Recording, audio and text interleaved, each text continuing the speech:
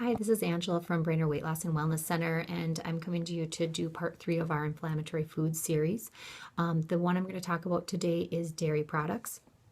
Now, dairy products are inflammatory probably just as much as like sugar or gluten would be, almost second to gluten. So, very inflammatory for our systems in general.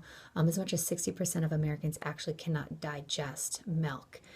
Some researchers even think that milk is abnormal to digest beyond infancy. So rather it being the other way around is us thinking that we need milk all the time. It can trigger some very inflammatory responses such as stomach upset, constipation, diarrhea, skin rashes, acne, hives, some breathing difficulties, gas. I mean, there's a lot of things that people that have a response to dairy, but sometimes they don't think of it as being the dairy itself that's causing it. So it can even show increased behaviors in children or adults with autism. So the presentation of those behaviors is definitely had a connection between having those dairy products for sure. Now, the two things that are most inflammatory for systems during or when consuming dairy, it's either two things. It's one of the either the proteins in dairy, which is the casein or the whey, or the sugar, which is lactose. Two of those things. Milk, like most animal products in general, is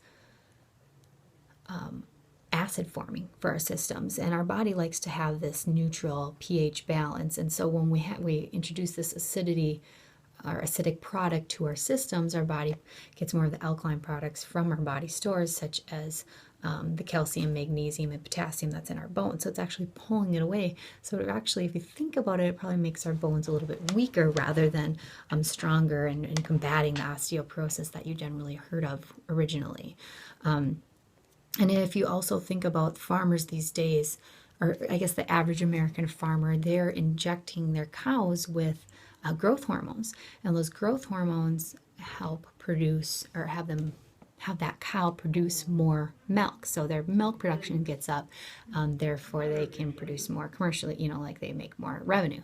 However, having that cow produce more milk causes more inflammatory systems in the cow, which things like mastitis it will produce, which then therefore the farmer will generally give it an antibiotic as well right away. Well, that antibiotic is also, antibiotic and the hormone can be produced and passed through into the milk supply.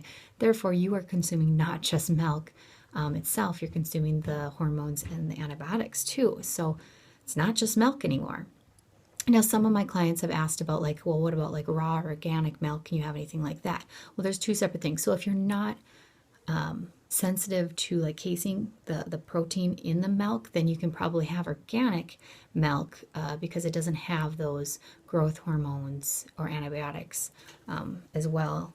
So you can have that, and it's not introduced to that. Now, raw milk contains, if you're not lactose intolerant, you're most likely can consume raw milk because it contains a lactase enzyme. People that are lactose intolerant cannot have milk because they don't have the lactase enzyme produced to break down the milk. Raw milk contains that, so then you most likely are able to break it down, and so that's why you can have raw milk. Now, some things that that dairy products are in besides milk, cheese, butters, are other things such as breads, cookies, cereals, crackers, cakes. I mean, it is in a lot of things. The best way to find out if that item contains dairy products is to look into the ingredients list, or even a lot of times they will list it. They'll say dairy-free or something on the package itself. So if you're sensitive or want to avoid milk, that would be the best way to do that, is look for dairy-free products itself. Some substitutes for having dairy products. Some people can also do a kefir or a unsweetened yogurt, mainly because it's easier on the stomach because the fermentation products are broken down with the yeast and the bacteria that is used to ferment it, so that they can also contain that. Some non-dairy products that also contain calcium, which I think is probably is a way better source than dairy products or milk itself, would be things like almonds, kale, spinach, collard greens, broccoli, oranges, sesame seeds, and figs. So there's a lot of products out there that aren't dairy products that you'll get way better calcium and from other than the options for that. So again, inflammatory foods for our system. The one I'm talking about today is dairy products.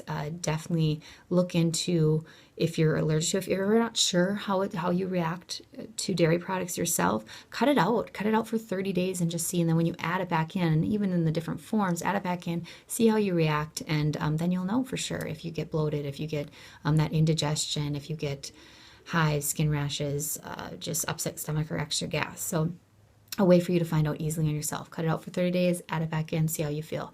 Pay attention to your body on what it's telling you. So that's the most important thing that I talk about with my clients all the time. Again, this is Andrew Momick with Brainerd Weight Loss and Wellness Center, and we'll see you next time.